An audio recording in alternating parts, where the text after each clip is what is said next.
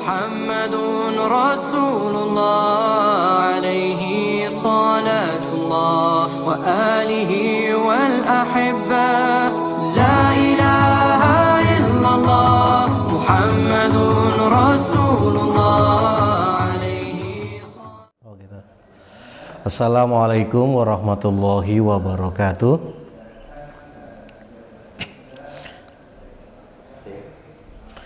Alhamdulillahi wa syukrulillahi, assalatu wassalamu ala rasulillah wa ala alihi wa ashabihi wa mawalah. Rabbi shrah li sadri wa yassir li amri wahlul 'uqdatam min lisani yafqahu qawli. Alhamdulillah, pagi ini saya mendapat kehormatan untuk bersama-sama mengkaji, merenungi, mentadaburi ayat Allah Subhanahu wa taala berkaitan dengan upaya agar kiranya Allah berkenan selalu menuntun kita. Ada doa yang diajarkan oleh Nabi, biasa kalau di pesantren ini menjadi wirid itu ya, pagi sore. Salah satu doa itu begini: Ya Hayyu Ya Qayyum birahmatika astaghis.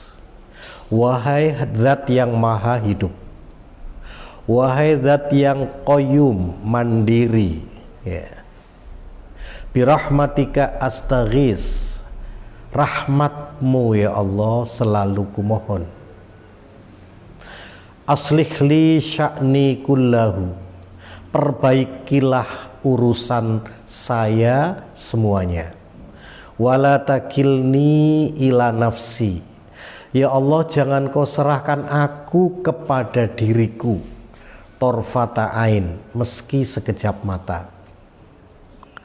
Pada potongan doa terakhir kita coba renungi, wala takilni, jangan kau serahkan aku ila nafsi, kepada diriku torfata ain, meski sekejap mata.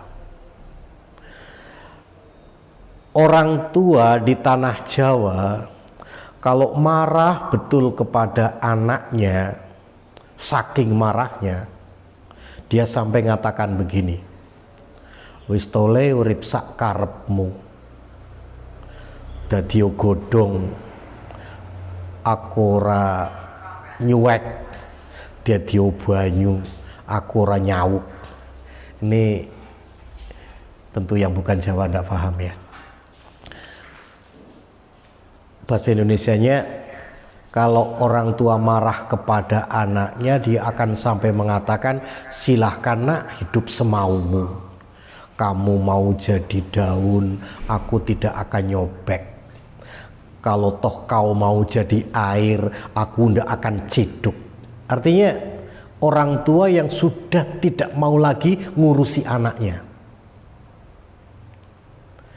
Nah, kita minta kepada Allah, wala takilni, ya Allah jangan kau serahkan aku ila nafsi, pada diriku. Artinya jangan kau biarkan aku, jangan kau usir aku, ya. Jangan kau lepaskan aku meski hanya sekejap mata. Artinya kita mohon kepada Allah agar kiranya Allah selalu membimbing, selalu menuntun, selalu mengayomi, melindungi, menyayangi. Kita minta seperti itu. Jangan sampai sekejap mata pun Allah melepaskan kita. Masya Allah, ini doa yang sangat luar biasa. Kalau Nabiullah Ibrahim alaihissalam itu pernah dimarahi oleh bapaknya. Ungkapan bapaknya Ibrahim, Azar, dalam Quran diabadikan. Dia mengatakan, Araghibun anta an alihati ya Ibrahim, apakah kau benci pada Tuhanku wahai Ibrahim? La ilam tantahi, jika kamu tidak berhenti, jika tetap membenci Tuhan saya, la arjumannaka, pasti aku rajam kau. Wahjurni, tinggalkan aku, wahai Ibrahim, maliya, untuk selamanya. Itu kalau bahasa Quran sama aja dengan bahasa Jawa ya. Orang yang marah betul begitu, tinggalkan aku buat selamanya. Kalau bahasa Indonesianya, aku tidak sudi lagi melihat batang hidungmu. Nah, lalu bedanya kalau kita lihat sikap Allah kepada Nabi kita Muhammad Sallallahu Alaihi Wasallam yang diabadikan dalam surah Ad-Duha, Allah berfirman, ma wadda'aka rabbuka wa ma qala. Ma wadda'aka, tidak meninggalkan kamu, rabbuka, Tuhanmu, wa ma qala, Tuhanmu juga tidak membencimu. Itulah gambarannya orang yang selalu dituntun, diayomi oleh Allah. Allah tidak akan meninggalkan, Allah tidak membenci. Artinya Allah akan selalu mengayomi Nabi. Nah, bagaimana bentuk kebersamaan Allah kepada Nabi Muhammad? Bentuk kebersamaannya kalau kita lihat dalam surah Al-Fatih, Allah berfirman begini, liyaghfirallahu laka ma taqaddama min dzambika wa ma ta'akhkhar. Allah mengampuni dosamu, wahai Muhammad, baik dosa yang telah lalu ataupun dosa yang akan datang. Artinya ya betul-betul Allah ampuni semuanya ya. Wa yutimma nikmatahu alaika, Allah memberikan nikmat kepadamu secara sangat sempurna. Wa yahdiyaka siratan mustaqima, Allah selalu membimbing kamu agar tetap berjalan di jalan yang lurus. Wa yansurakallahu nasran aziza, Allah akan selalu menolong kau dengan pertolongan yang sangat dahsyat. Begitulah gambaran kebersamaan Allah dengan Nabi kita Muhammad SAW. Ya, mengampuni, memberi nikmat sempurna, menuntun, melindungi, menolong, begitu ya. Insyaallah. Nah, kita kepingin seperti itu. Wala takilni ila nafsi torfata ain. Ya Allah, jangan kau serahkan aku kepada diriku meskipun sekejap mata. Jangan kau biarkan aku dikendalikan oleh pikiranku yang cupet ini, yang kerdil ini. Jangan kau biarkan aku dikendalikan oleh emosiku, oleh nafsuku, oleh perasaanku, oleh keinginanku. Kadang kita hidup kan dikendalikan oleh keinginan, oleh pikiran, oleh perasaan, oleh kebutuhan. Itu kadang mengendalikan diri. Rasanya kita tidak mau dikendalikan oleh Allah Subhanahu wa Ta'ala, bahkan tidak pernah minta untuk dikendalikan oleh Allah. Biarlah aku dikendalikan oleh diri sendiri. Nah, dalam ajaran kita dituntun oleh Nabi Muhammad ya, agar jangan sampai Allah membiarkan kita meskipun sekejap mata dikendalikan oleh diri kita sendiri. Baik, bagaimana cara yang dituntun oleh Allah agar kiranya Allah berkenan menuntun kita? Dalam Al-Quran surah Al-Ankabut surah ke-29, pada ayat terakhir, ayat ke-69, Allah berfirman, A'udzu billahi minasyaitonir rajim. Walladzina jahadu fina lanahdiyannahum subulana. Walladzina jahadu, orang yang berjihad, fina, untuk saya, untuk Allah. Ya. Jihad itu artinya badlul juhdi, mengerahkan seluruh kemampuan yang kita miliki ya, itu dikerahkan fina untuk Tuhan. Nah, orang yang mengorientasikan diri menuju Tuhan sehingga apapun yang dia miliki diarahkan untuk Tuhan, Allah berfirman, lanahdiyannahum subulana, pasti Aku bimbing mereka subulana, untuk menapaki jalan-jalan aku.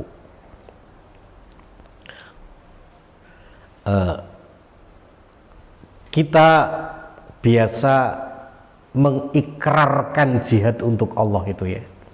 Ikrar jihad itu misalnya kita menyatakan tiap sholat ya, inna sholati, sungguh sholatku, wa nusuki, ibadahku, wa mahyaya, sepanjang hidupku, wa mamati, sampai matiku, lillahi rabbil alamin, untuk Allah semesta alam, la syarikalahu, bukan untuk yang lain.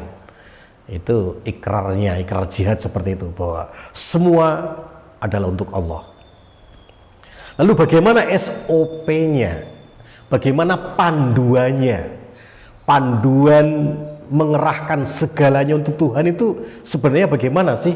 Nah, untuk panduan, misalnya kita baca Al-Quran surah Al-Ma'idah ayat 35, panduan jihad yang benar di situ ya. Karena Allah berfirman, wajahidu fillahi haqqa jihadih. Kita harus jihad dengan jihad yang benar. Loh, bagaimana sih jihad yang benar itu? Ya. Surah Al-Ma'idah pada ayat 35 Allah berfirman, a'udzubillahi minasyaitonirrajim.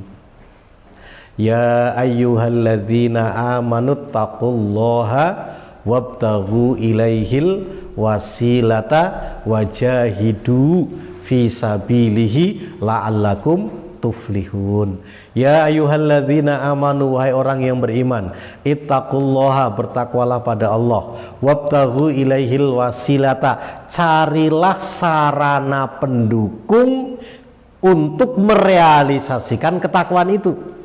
Wabtaghu ilaihil wasilah, wajahidu, setelah dapat sarana pendukung itu lalu kamu serius, kamu berjihad, bermujahadah fisabilihi, di jalannya, la'allakum tuflihun, ya, agar kamu beruntung.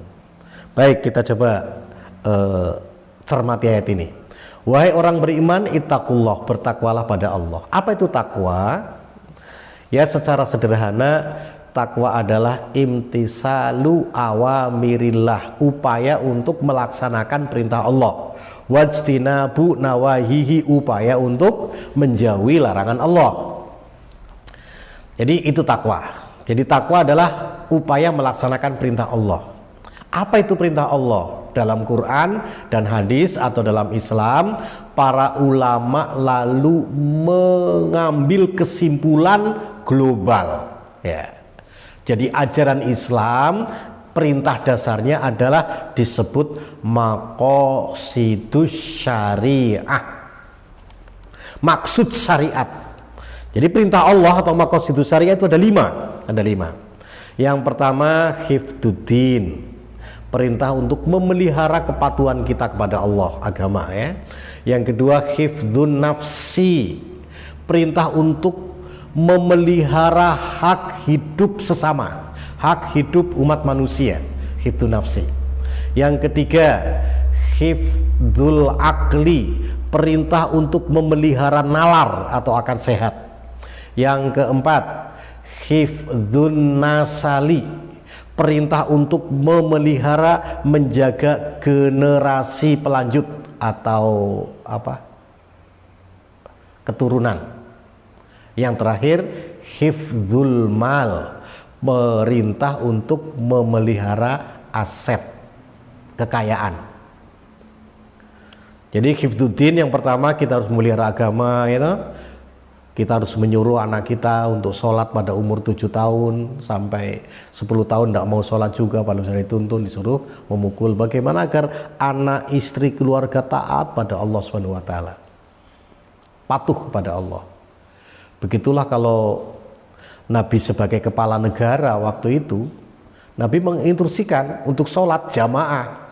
Kalau sendiri ya sholat sendiri, tapi kalau jamaah, Nabi sebagai pimpinan menyuruh sholat jamaah. Bahkan mengancam yang tidak mau sholat jamaah, Nabi mau bakar rumahnya. Itu bentuk perintah Allah kepada Nabi untuk memelihara warganya agar tidak jauh dari Tuhan, agar semua itu kepatuhannya pada Allah itu dipelihara. Jadi ini bukan merupakan semata-mata ya kesadaran individual, tapi ini harus juga merupakan kultur yang menstruktur, menurut kultur masyarakat, tapi menstruktur artinya dia merupakan tugas kepemimpinan gitu ya, kepemimpinan. Kalau kami di sini di Gunung Tembak ya begitu, ada namanya sholat jamaah, ada yang menyuruh orang untuk, ada namanya di sini apa namanya, yang mengontrol santri yang tidak jamaah apa segala macam, jamaahnya tertib, dia berjamaah juga nanti setelah sholat ya. Ada yang ngurusin sholat jamaah. Bahkan kemarin ada insiden di sini, begitu sholat jamaah, bagian keamanan naik ke lantai 2, lantai 3, ternyata ada santri yang tidak jamaah, langsung ditarik turun. Lalu dia ke podium untuk minta maaf karena sholat jamaah. Artinya betul-betul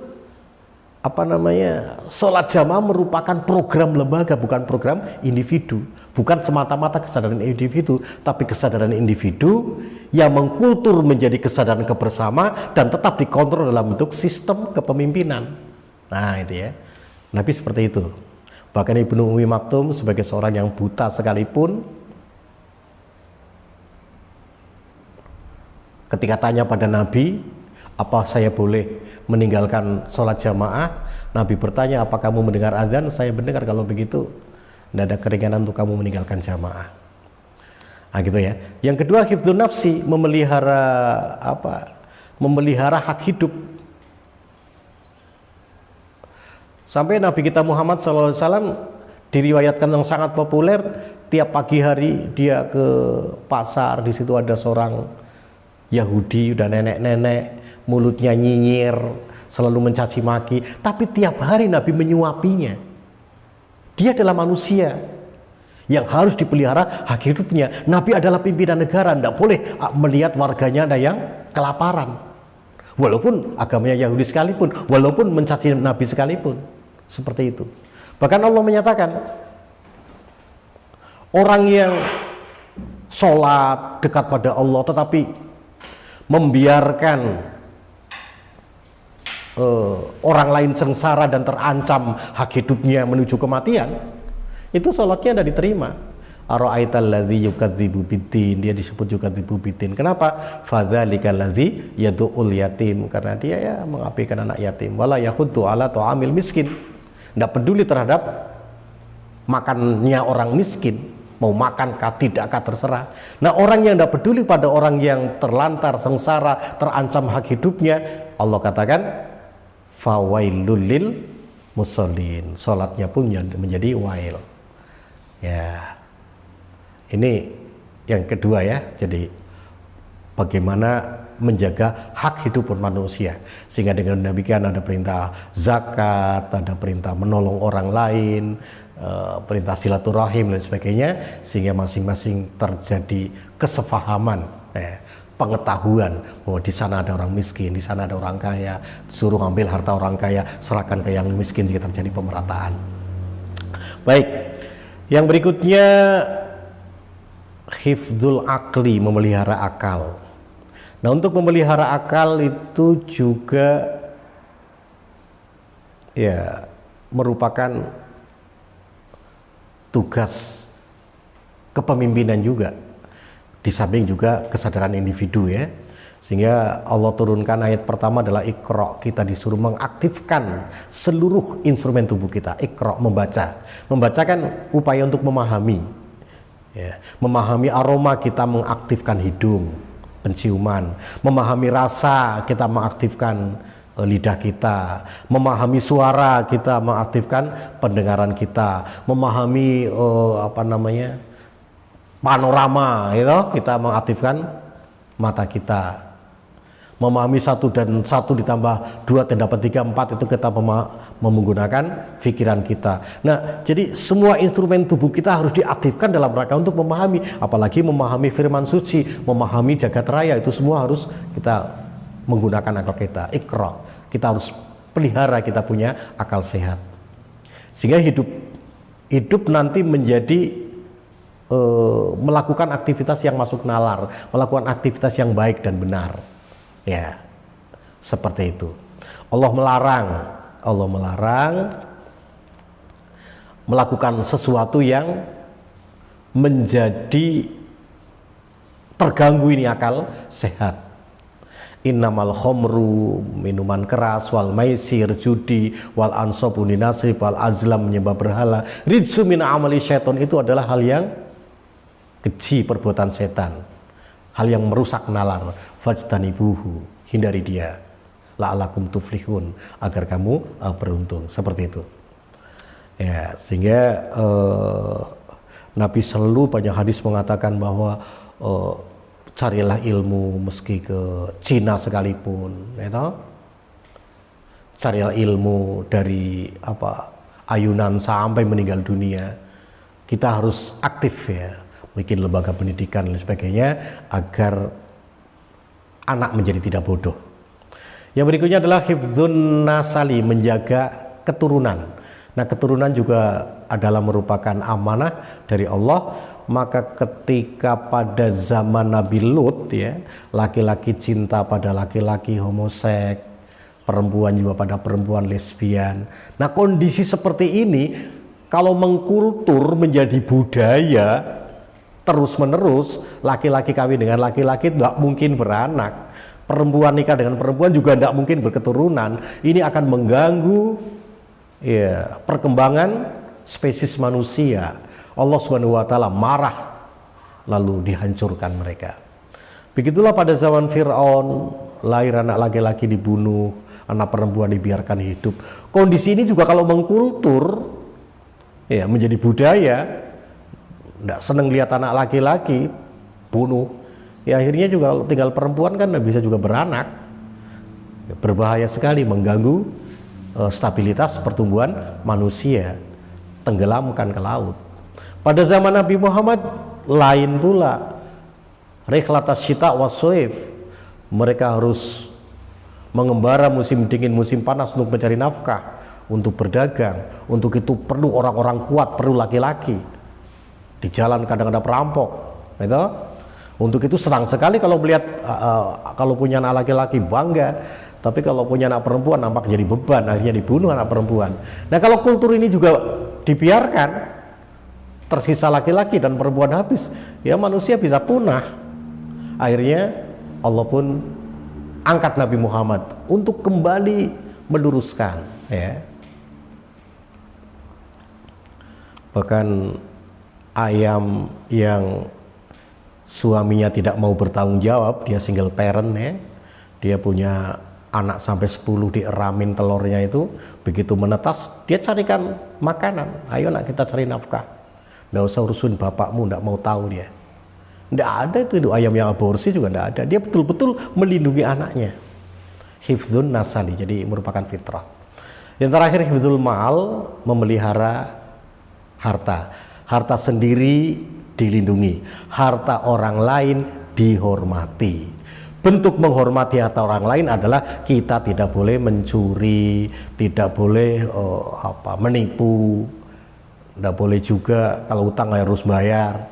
Nah, kalau mencuri itu artinya tidak menghormati hak orang lain. Ya, potong tangan itu pencuri. Baik, itu disebut dengan maqasidus syariah, 5 hal tadi, ya. Nah, untuk bisa 5 hal itu terrealisasi sehingga terjadi kesejahteraan, kedamaian manusia di bumi ini, wabtaghu ilaihil wasilah, carilah sarana pendukung terrealisasinya program Tuhan tadi, perintah Allah tadi. Oke, kita lihat misalnya sholat. Sholat itu kan syaratnya kita harus nutup aurat. Nah, untuk nutup aurat itu mesti kita harus punya pakaian. Untuk punya pakaian kita mesti punya uang. Untuk punya uang kita mesti kerja. Kerja mencari uang, membeli pakaian untuk menutup aurat, itu namanya wasilah, sarana pendukung terrealisasinya sholat agar sholat menjadi sah. Begitu. Sholat ada ruku, sujud, duduk. Untuk bisa ruku, sujud, duduk kita harus sehat. Untuk sehat kita perlu makan. Untuk bisa makan kita perlu punya uang. Untuk punya uang kita perlu kerja. Kerja mencari uang untuk dapat makanan namanya wasilah agar hidup sehat, ya, sarana pendukung untuk bisa melaksanakan sholat. Untuk sholat kita harus wudhu. Untuk wudhu kita harus pakai air. Untuk bisa dapat air kita harus daftar PDAM. Untuk daftar PDAM dan bayar tiap bulan kita harus punya uang. Untuk punya uang kita kerja. Kerja mencari uang untuk daftar PDAM agar bisa wudhu. Itu namanya wasilah. Jadi perintah Allah untuk bisa dilaksanakan itu perlu sarana pendukung disebut wasilah.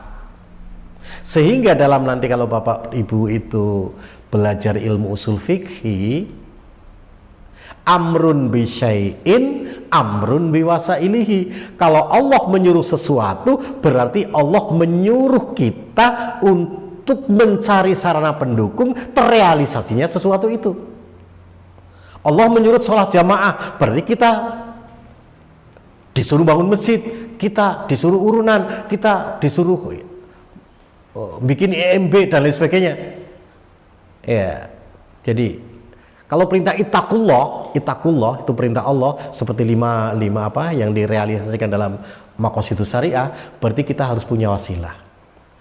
Dan Allah menjadikan dunia ini, bumi ini itu dijadikan wasilah untuk kamu dalam rangka melaksanakan perintah Allah. Huwallazi khalaqalakum ma fil ardi jami'a. Allah menjadikan untuk kamu semua yang ada di bumi. Jadi semua yang ada di bumi untuk manusia. Lah manusia untuk apa? Wa ma khalaqtul jinna wal insa illa liya'budun. Aku tidak ciptakan jin dan manusia kecuali untuk mengabdi kepada Allah, bertakwa kepada Allah, melaksanakan tadi maqasidus syariah.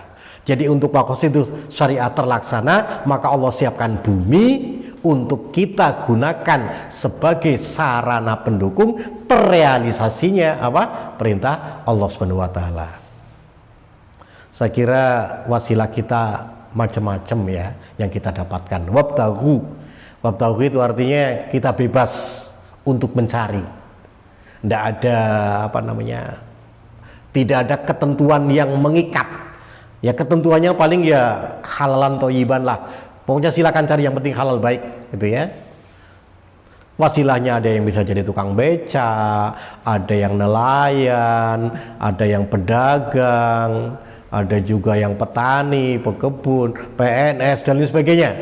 Itu semua adalah sarana untuk bisa mendapatkan apa namanya hasil bumi yang halalan dan thayyiban itu. Nah ketika kita masing-masing sudah punya wasilah, ya, ada yang jadi guru, jadi petani, dan lain sebagainya, maka pekerjaan berikutnya adalah wajahidu. Bahasa kita apa ya? Seriusi itu, diseriusi. Ketika Allah telah memberi wasilah untuk kamu, gara-gara kamu mencari, ya, kamu serius di situ. Jadi pedagang-pedagang yang profesional, yang serius. Jadi guru yang profesional, jadi mubalik juga. Yang profesional, yang serius sehingga faham ajaran Allah, menyampaikan juga dengan mudah diterima misalnya. Ya, yang serius. Jadi kita memanfaatkan bumi yang kita dapatkan, ya, kekayaan yang kita dapatkan sebagai sarana untuk kita hidup dijadikan sarana untuk kita mengabdi kepada Allah. Inilah yang disebut jalan, sabil, jalan. Karena tiap-tiap orang itu punya jalur sendiri-sendiri, ada jalur petani, jalur nelayan, maka Allah mengatakan subul, jalan-jalan. Walladzina jahadu fina lanahdiyanahum subulana. Orang bermujahadah dari berbagai sisi, lalu Allah Subhanahu wa taala antar, bimbing, ya, jalan yang berbeda-beda itu menuju pada pengabdian pada Allah Subhanahu wa taala. Lanahdiyanahum subulana. Lalu hadirin yang hormati, pendengar yang berbahagia, ketika kita serius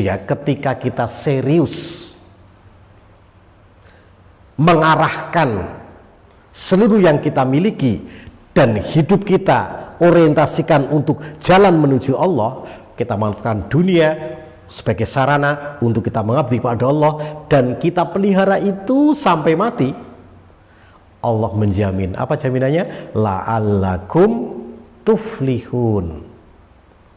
Nantinya kamu beruntung kalau seperti itu, dunia dan akhirat. La'alla memang kalau arti bahasa kan taroji, harapan yang mungkin terjadi, itu la'alla. Kalau harapan yang tidak mungkin terjadi biasanya pakai laita. Orang kafir mengatakan di neraka, ya laitani kuntu turoba, oh andai kata aku di dunia dulu jadi tanah saja, nggak usah jadi manusia. Nah, laita sesuatu yang tidak mungkin karena sudah terlanjur di neraka, nggak mungkin kembali ke dunia jadi debu. Tapi kalau la'alla itu taroji namanya, harapan yang mungkin terjadi kalau manusia. Tapi kalau Allah yang menyatakan la'alla, biasanya para ahli tafsir mengatakan bukan kemungkinan itu, tapi merupakan kausalitas. Pasti, ya. Andai kata Anda bertakwa kepada Allah, upaya untuk melaksanakan maqasidus syariah, memelihara agama, memelihara hak hidup sama dengan kasih sayang, memelihara akal, memelihara keturunan dan lain sebagainya, lalu kita jadikan seluruh kekayaan yang kita miliki sebagai sarana untuk terrealisasinya itu semua, maka la'allakum tuflihun di sini bukan moga-moga, tetapi pasti kau beruntung. Itu begitu kalau dalam ulama tafsir mengatakan la'ala yang dari Allah itu bentuknya kepastian. Yang penting rumus itu kita laksanakan. Terakhir barangkali yang ingin kami kemukakan bahwa ketika kita serius ya hidup ini untuk Tuhan dan Allah tidak meninggalkan kita, kalau dalam surah Ghafir Allah malah menginformasikan kepada kita, para malaikat pun senantiasa mohonkan ampun untuk orang-orang yang berupaya tetap berada di jalan Allah. Saya baca ayatnya, kan ada malaikat, kelihatannya malaikat ada dua model gitu ya. Ada malaikat yang melakukan tindakan operasional sebagai prajurit di bawah, tapi ada malaikat yang di sekitar kerajaan Tuhan. Di sini Allah katakan walladzina yahmilunal arsya wa man haulahu. Malaikat-malaikat yang memikul ars. Memikul ars artinya mungkin ya pejabat tinggi yang ikut diberi amanah untuk mengendalikan kerajaan Tuhan. Ya, pejabat eselon 1 barangkali kira-kira begitu. Waman haulahu, dan yang setara sekitarnya, ya para menteri, dirjen, iya itu yang berada di sekitar ars gitu ya, sekitar ars. Kan kalau malaikat Jibril itu kan sudah sampai ke aras. Waktu Isra Mi'raj dia hanya sampai ke Sidratul Muntaha, dia tidak bisa naik lagi, naik ke atas. Ini mungkin malaikat-malaikat operasional ya. Tapi ada yahmilul ars, ada malaikat yang memang berada di dekat Tuhan sana.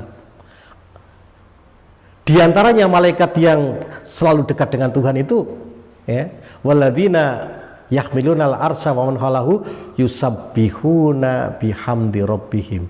Dia selalu bertasbih memuji Tuhannya, hamdi rabbihim, wa yu'minuna bihi, beriman padanya, wa yastaghfiruna lilladzina amanu, dan mohon ampun untuk orang-orang yang beriman. Rabbana wasi'ta kulla syai'ir rahmata wa ilma. Ya Allah, rahmatmu, ilmumu sangat luas. Faghfir lilladzina tabu wattaba'u sabilaka. Ya Allah, ampunilah orang-orang yang bertobat, ampunilah orang-orang yang selalu mengikuti jalanmu. Ittaba'u sabilaka. Gitu ya. Jadi jalan hidup itu tadi ya, ketika kita manfaatkan diri kita, kekayaan kita, diorientasikan untuk pengabdian kepada Allah, takwa kepada Allah, melaksanakan maqasidus syariah ya. Itu namanya jalan. Wattaba'u sabilaka. Ampunilah orang-orang yang bertobat dan orang-orang yang selalu mengikuti jalan, menapaki jalanmu. Waqihim adzabal jahim, ya Allah. lindungi dia, ayomi dia, jangan sampai tersiksa oleh azab jahim, azab neraka yang panas. Rabbana wa adkhilhum jannatinil lati wa'adtahum. Ya Allah, untuk orang yang selalu menapaki jalan-Mu, Rabbana wa adkhilhum, masukkan semua mereka jannatinil lati wa'adtahum, surga yang Kau janjikan. Wa man sholaha min abaihim wa azwajihim wa dzurriyyatihim, dan orang-orang soleh dari nenek moyang mereka, bapak mereka, pasangan hidup istri atau suami mereka, wa dzurriyyatihim, keturunan mereka. Ya Allah, jadi ini doa dari malaikat luar biasa, dan insya Allah doa dari malaikat yang dekat dengan Tuhan itu diterima. Tugas kita adalah mari kita tetap berada di jalan Allah Subhanahu wa taala. Maka insya Allah kalau kita tetap berada di jalan, maka kita akan bisa memberikan syawat pada orang tua, pada pasangan hidup kita, pada keturunan kita, agar bersama-sama di surga. Innaka antal azizul hakim. Bahkan dalam surah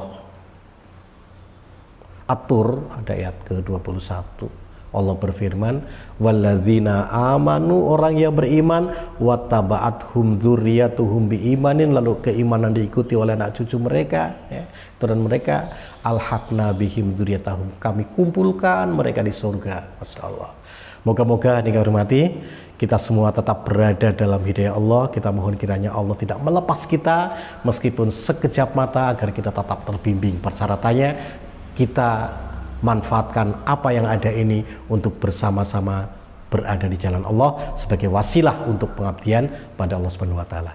Baik, barangkali ini yang bisa kami kemukakan terkait dengan upaya untuk mendapatkan hidayah. Hadanallah wa iyyakum ajmain. Assalamualaikum warahmatullahi wabarakatuh. Ya. Assalamualaikum Ustaz. Terkait sholat berjamaah di masjid saat pandemi ini, kita sudah diberi banyak info terkait protokol kesehatan. Jika masih memilih tidak berjamaah di masjid dengan alasan pandemi, namun tetap rajin masuk kantor, bagaimana pendapat Ustaz terkait? Kalau sudah menyangkut urusan teknis, itu akan selalu pasti terjadi perbedaan pendapat. Kami ambil satu contoh saja ya. Ketika Rasulullah Shallallahu Alaihi Wasallam mengutus 2 orang sahabat untuk satu urusan, lalu di tengah jalan masuk waktu sholat zuhur, mereka mencari air tidak dapat, akhirnya mereka tayamum, sholat berjamaah. Selesai sholat melanjutkan perjalanan. Belum lagi habis waktu zuhur itu, mereka dapat air. Lalu 2 orang sahabat ini berbeda pendapat. Yang satu mengatakan, rasanya aku tadi belum sah karena sekarang dapat air, aku mau sholat lagi, ulangi. Yang satu mengatakan, aku tidak perlu, tadi sudah sah itu. Walhasil yang satu mengulangi sholatnya, yang satunya tidak mengulangi sholatnya. Setelah selesai urusan, ketemu dengan Nabi, ya, apa yang terjadi di perjalanan dilaporkan. Nabi mendapatkan laporan itu dalam hadis yang sangat populer. Nabi mengatakan begini, kepada orang yang tidak mengulangi sholatnya, Nabi mengatakan asobta sunnatan, tepat kamu sesuai sunnah. Seneng kan orang yang tidak mengulangi sholatnya, karena ternyata sesuai dengan sunnah Nabi. Nah, kepada orang yang mengulangi sholatnya, Nabi mengatakan laka ajru marrotaini, untuk kamu pahala 2 kali. Jadi dua-duanya diapresiasi. Satu lagi kami kemukakan lagi ya. Ketika habis perang Khandaq, prajurit pulang. Ternyata oleh Nabi disuruh langsung jangan ke rumah tapi langsung ke Bani Quraidah yang menyatakan diri melepaskan dari piagam Madinah, gabung dengan musuh. Lalu apa kata Nabi? Nabi menyatakan, jangan kamu sholat asar kecuali nanti di Bani Quraidah. Ini prajurit sekitar berapa ya? Lebihlah 800-an orang personil. Nah, di tengah jalan matahari hampir tenggelam, terbenam.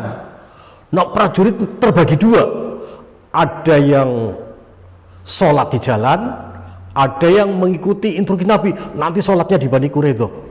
Ternyata sampai di Bani Quraidah itu sudah lewat waktu Isya. Jadi ada yang sholat asar nanti sehabis lewat waktu Isya, karena Nabi menyatakan begitu. Nah, ketika mereka semua kembali kepada Nabi,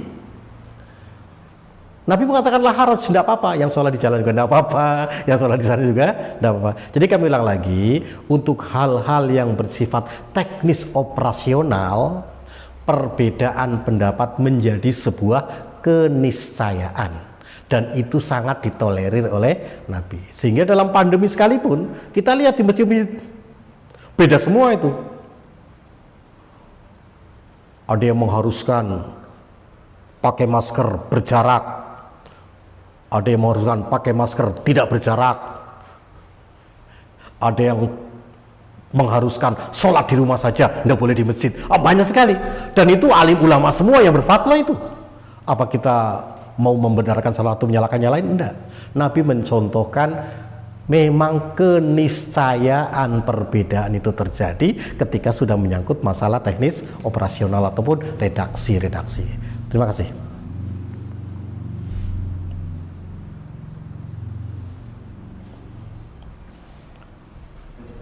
Oke, baik.